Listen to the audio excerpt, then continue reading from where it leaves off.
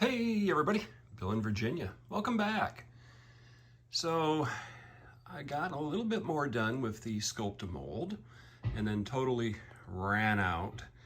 But you can kind of see I did a little bit more over there, did a little bit up on top, a little bit more on the sides. This scene is starting to come together. I think this is going to look really nice once I get it all done. A lot of work to do on it. So what I started to do today, and you can see the slight color difference right in here, is that's the skim coat of plaster. So I put a little bit on right in this area and then textured it up, used the same things as before, putty knives to kind of smooth it, lump it up, the thinner putty knife to do sort of carving. Came back over this already with the brush just to kind of get rid of some of the nubblies, and I'll do it again once it's really dry. But that's going to add character to the mountains. What I'll be doing next is I'm going to make up more batches, and we'll show that maybe on some time lapse and then some closer ones when I get over to the more interesting texture. But I'm going to make up another batch. I'm going to do right in here, again, make sure I got a good continuity. I will then start probably in this area, and then just kind of work my way down, sort of at this angle, and same thing until I get this done. So this is one small batch. You know, I bought two containers of plaster. I've still got a little bit left in a third, so might be able to get this area done. You know, we'll find out as we go. But I think the scene is going to be effective here. Let me back up without tripping on something. You know, that's going to be nice. I measured it last night, and from down there to up there, not even including trees, is about 33 inches of vertical separation in slightly over, that's actually about 2 foot from the front fascia up to the top of that. So that's nice, especially in O scale. It'd be kind of cool. HO scale would be even more fantastic. Can you imagine what it'd look like in N scale? Wow. Anyway, let's get started. Let's do some more here. Trestle is protected and track is covered. Paper towels again, using some blue painter tape just to kind of keep stray plaster of Paris off of the bents, and track sand ties. Still got to go back in and clean up the bottom of the trestle from the sculptamold. That won't take too long. I'll actually probably use a stiff brush on some of that, as well as some chalks, and when I get to that point, that'll all disappear. So I think I will mix up a batch of plaster and get started just above from where I left off. We'll kind of take care of that and then start working my way left. A little bit farther. So I did one more batch of plaster, actually a fairly big batch. So I've got this area done, which ties into this area, and then down along this outcropping of rock, and carve down as far as I can reach, and as far as I'm going to go down at the bottom near the base of the trestle. So this, you can kind of see how it's starting to look. Once I get stains on it, this should really stand out nicely with detail. So I'm gonna take a little bit of a break, and I'm gonna come back in, and I'll probably do this area right here with the next batch, and then go up. That way I can get my lines all established down here, and then I can continue them up over here. Similar to what I got here. I've got lines that go all the way through, but then I've also got jumbled terrain, so I'm going to do the same thing on that. So that will be the next one. When I get a little bit farther over into here, then I'll set the camera up and do some video as I'm actually slapping the plaster and then carving it. Right now it's going pretty quick. Since that last segment of video, it's really only been about 15 minutes, so I'm having fun. This is a nice way to spend a little bit of a Saturday afternoon. So later Saturday afternoon, and I have got actually quite a bit more done. With what I'm doing on this, it's not quite as blocky as in some of the other parts of the layout. I did want it that way, but you can kind of see the rock strata pretty well. I have got it pretty much done. I can stain this part of it if I want, and I've got it etched down. I've got it carved up, and I went over it with my wire brush to kind of soften the lines and everything. So I did end up doing all of this in almost one shot. A couple of tubs of the plaster, and I got it done. So what I will do for a video is here in a little bit, when I get ready to do this area, I'll get the camera set up and you can watch me sling plaster down there. This area down here will be funner because I get to slap more plaster on it. It's more bumpy, more outcrops. This one I will make thicker so that I can really have some ridges and some other things stand out. We're up here. I wanted to make it not smooth, but smoother. This would be more natural as far as what you would see along some of the cuts, a smoother rock face going up, still demarcation of bedding planes and different things like that. But it will tend to be not as rough. This is being weathered. It's, being shaped by flowing water, kind of bubbling off this lens or, the top of the little hill, kind of bubbling down and through. So it'll make it a little bit smoother overall. This down here, it will still be kind of smooth, but bumpy. So that's the next thing I'm going to do. So I'm going to slap a little plaster in this area here. Again, no different than really what I've done before. Got my about quart mixing bowl put together, and I'm just going to put on plaster. Put it in areas where I think it would be sort of logical that I would have it. And again, I will not get too close to the edge over here since I have not got that done yet.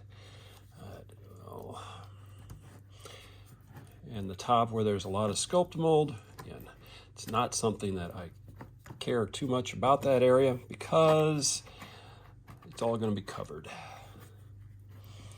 But down here, where the rock formation is, where I got these bump outs, I want to put some good texture in it.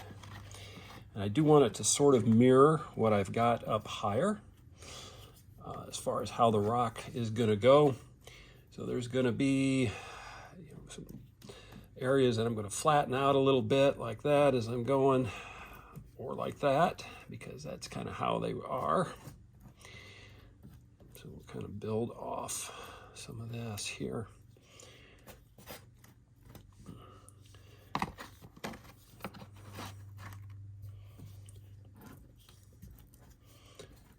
And neatness does not count. In fact, some of your best work is going to be when it's not neat. You're going to get those little happy accidents kind of that they kind of come to play here.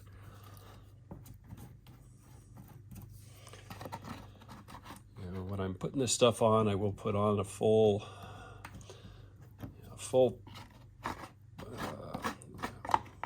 container of it, I guess. Yeah, it's the easiest way to describe it.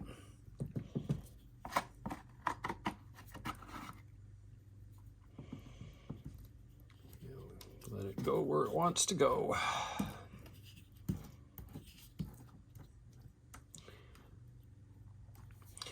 Now, the rock is going that way, so now what I'm going to start doing is pulling it up. And that's just going to take some of the lumps and start to get it into the shape that I'm after here. Some other on this side for like blocky bedding planes that kind of populate here, so we'll kind of get some of that in. And I got a little bit more left, so ooze that out and dump it down. So a little bit does not go a long way. I've already used, what have I used? I've already used pretty much half of a brand new container just in doing this area here. But, okay. A little bit more. Just kind of blob it in. Doesn't make a whole lot of difference, you know, when I get going with carving a little bit here in a few minutes. Most of that's going to disappear or get reworked anyway. Just up top.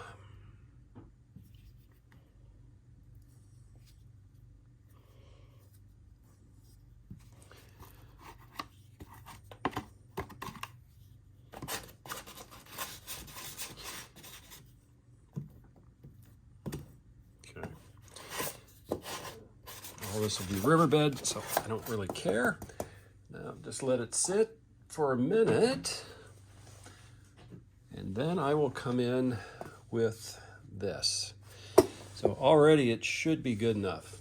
Now I'm going to make it go where it's looking like it's going up. So I'll start putting in some carve points like this to kind of make it look like it's going the same direction. Again, at this point, I don't really care how it looks. You know, we'll make it kind of rough. We'll make it where there's some rocks sticking out. Main thing is I want it to look like it does on the top. And the little bits and nubblies I can press in. And some of this stuff will go away when I come back in with the wire brush here in a little while. So everything I want to pull the same direction.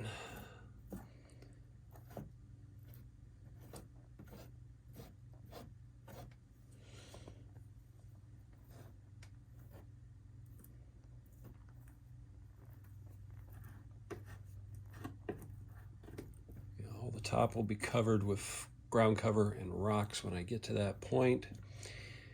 So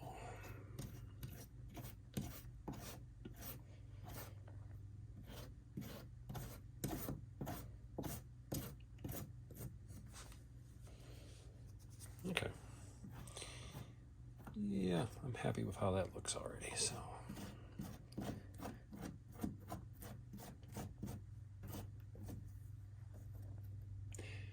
and I'm at the point where I'm going to say good enough.